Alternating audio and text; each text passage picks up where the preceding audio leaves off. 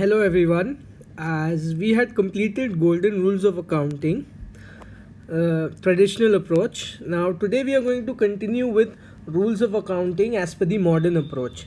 So there's a bit of difference in the modern and the traditional approach. So let us see and then we'll discuss the differences. So in modern approach, what we have is we have six accounts, and based on the increase and decrease of a balance, the debit and credit is based. So these six accounts are asset account, liability account, capital account, revenue account, expenditure account, and drawings account. Based on these, the entries are passed.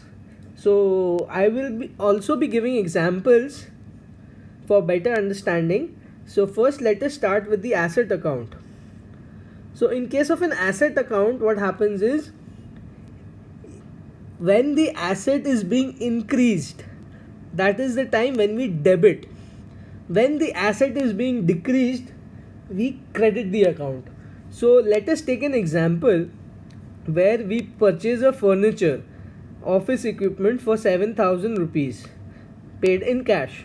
So what is coming is our asset. Our office equipment is getting increased because that asset is coming to us, and what is getting decreased is our cash, the cash amount that we are paying. So the asset of that asset account is getting decreased. So the entry will be office equipment account debit to cash. Since the asset of office equipment is increasing, so we'll debit it, and since the cash balance is decreasing, so we'll credit it. Let us also take one more example. Say suppose a debtor has paid us some money. So we have received cash from a debtor. So our bank balance, our cash balance will increase. So we will debit cash and our debtors will decrease. So we will credit debtors account. Okay. Moving on to the next account, that is the liabilities account. It is just the reverse of the asset account. If our liability is getting decreased, we will debit it. If our liability is getting increased, we'll credit it. Say suppose we have purchased certain goods on credit.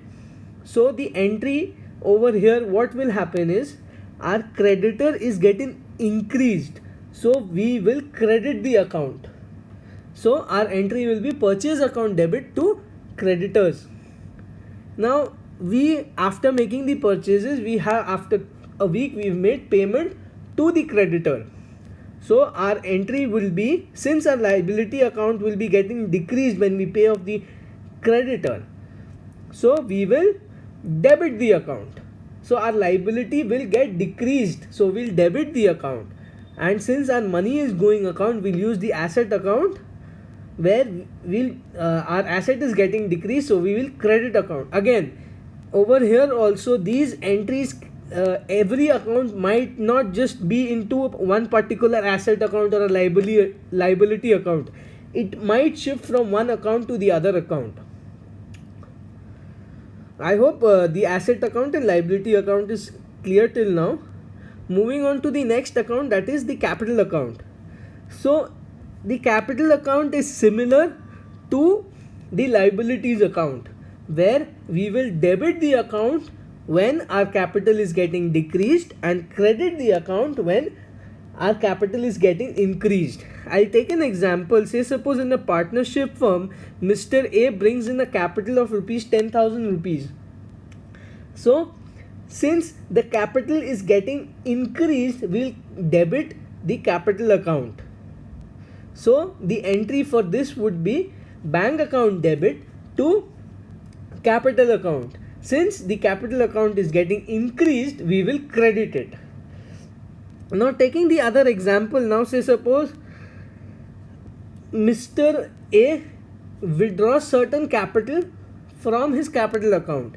So since the capital is getting decreased, we will debit the account. So our entry would be capital account debit to bank account.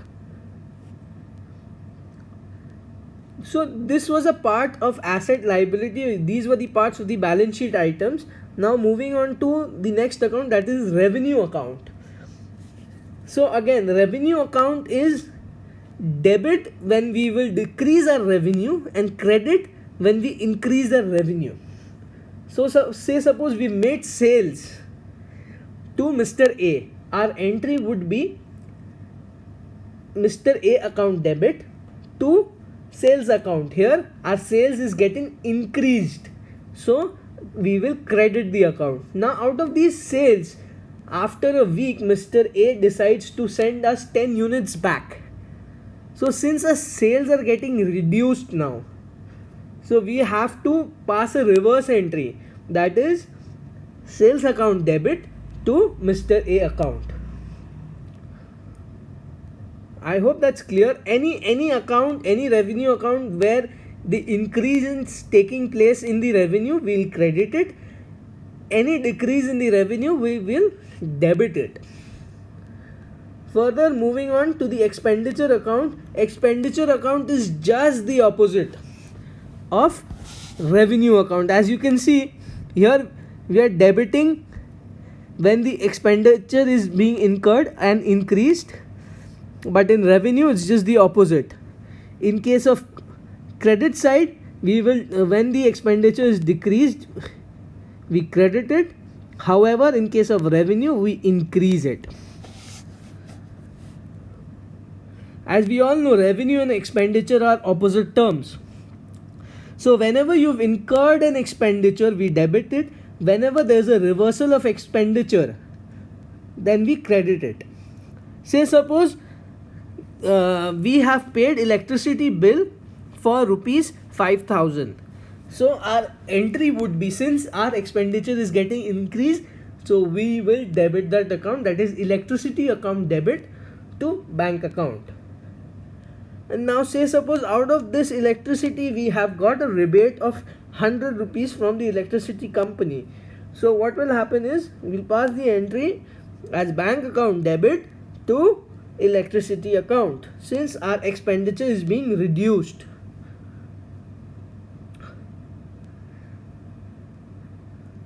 Then on similar lines, the expenditure account is just similar to withdrawal account also. If you just see, we will debit it when there's an increase and credit it when there's a decrease. So a partner or a certain capital is being withdrawn from the company or the partnership firm, then we'll debit the account. Say suppose Mr. A takes out rupees 10,000 from the business, so withdrawal account debit to bank. Now out of that withdrawal, certain expenses have been transferred, certain amount has been received back, so we'll again reverse it. So bank account debit to withdrawal account. All these accounts are interchangeable, so an entry, whether it's a single entry or a compound entry, you can use, it might be a combination of an asset account and a liability account, both. So it is not that one particular account can be used at one single entry. So I hope you understood what I spoke today. If you have any queries, please feel free to tell me in the comment section, and I'll be coming out with various other videos. Till then, you practice these passing such entries using both the traditional and the modern approach. It will help you in doing and understanding journal entries, receipt entries, payment entries. Thank you.